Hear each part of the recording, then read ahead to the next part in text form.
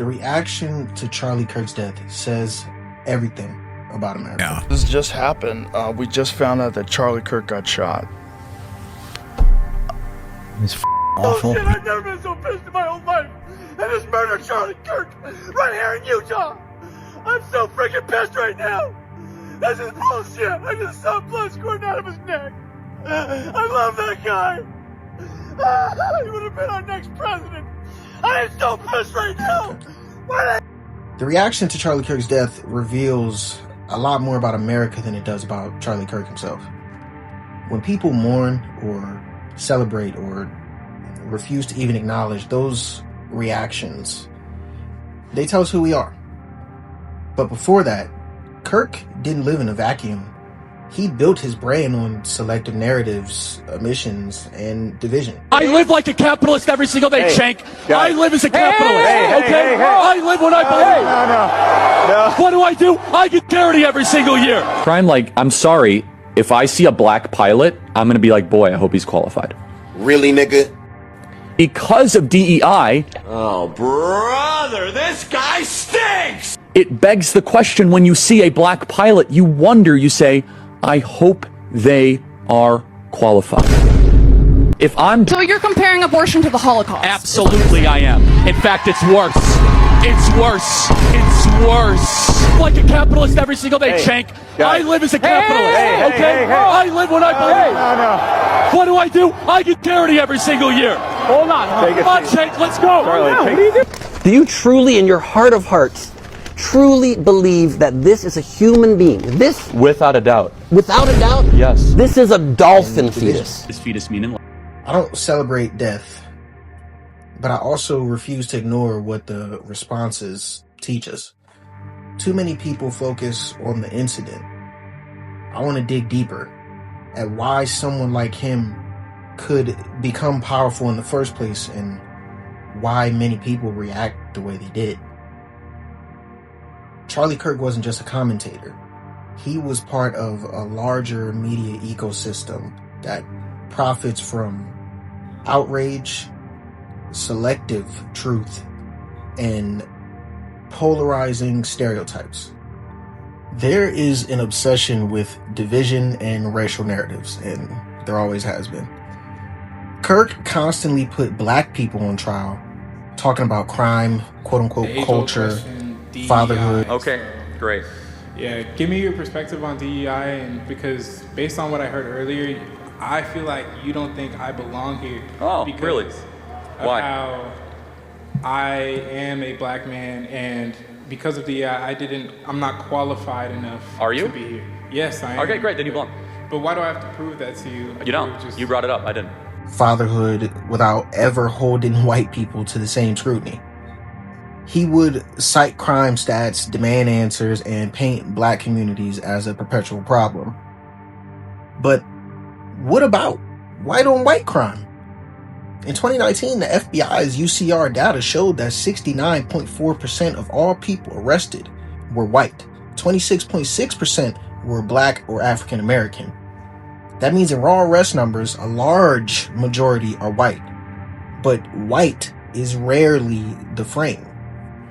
In non-fatal violent crime data in 2018, white offenders were underrepresented among persons arrested compared to their share of the population, but black offenders were overrepresented. So when Kirk talks about crime, he ignores where a majority of arrests are happening, since arrests is the data that they always tend to use anyways. It's never conviction, but we gonna get to that too.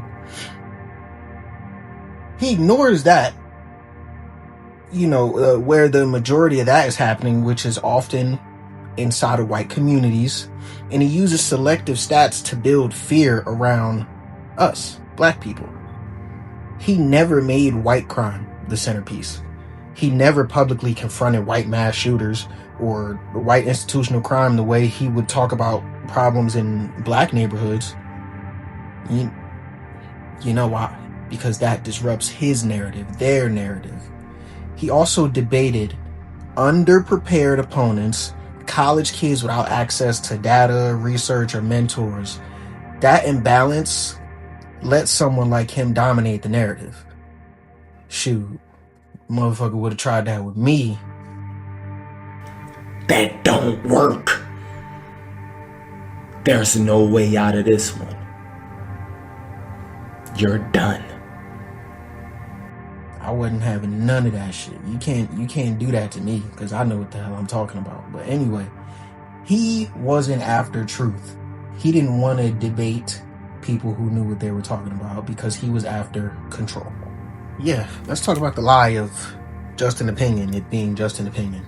He often tried to frame things as just my opinion or quote-unquote free speech, but when your opinion repeatedly dehumanizes a community. I love content where I have to put very little effort into it. This person says, what has Charliekirk said that is racist? I don't even have to tell you. All I got to do is roll the footage. Black Americans are about 13 to 14% of the population. Yes, about half of all prisoners are black. Exactly. So blacks commit more crimes than whites do. They commit more murders. They commit more arsons. They commit more kidnappings. For example, blacks are 13% of the population, and they commit 58% of all the murders. Okay, let's talk about it. Amidst context, bolsters harmful stereotypes. I mean, that's clearly not innocent. Hello? It's literally just propaganda. Teenager in America.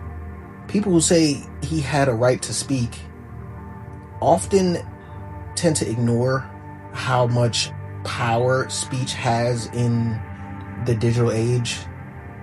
Lies repeated become accepted. Let me say that again. Lies repeated become accepted. Division sells. And then people get hurt. The reaction was just so utterly insane to me. I literally, like, I couldn't believe it. Like, just the hypocrisy.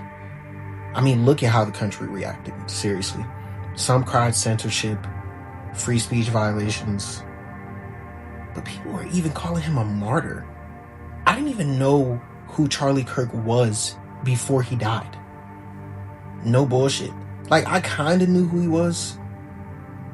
I would just, like, anytime a video of him came up on my feed and I heard him saying some dumb shit, I would just swipe away. Wouldn't even listen to that bullshit. But yeah, like, I didn't know that he was that popular. And when I saw the reaction, we're doing Rogan last week when Charliekirk was murdered. Yeah. To his death, I was like, what is going on? Like, I thought I was living in a different timeline or something. But anyway, others cheered. You know, I wasn't necessarily a part of that crowd, but social media lit up with memes. Some of them were kind of funny, can't lie. But very few paused to say, how did we even get here? I mean, more revealing is who responded and how. The outrage is uneven. The empathy is selective. The voices that get amplification are the ones aligned with power. That tells you America, of course, doesn't treat all free speech equally, or all death equally, or all people equally. If you were still in denial, I mean, literally just go on Twitter or X. We have to talk about the system that built him. Kirk wasn't a glitch. He was manufactured. America rewards voices who package the quote-unquote truth selectively, wrap it in outrage, then sell it to the base. He was safe for conservatives, quote-unquote bold enough to use harsh language, but rarely held accountable for fabrications.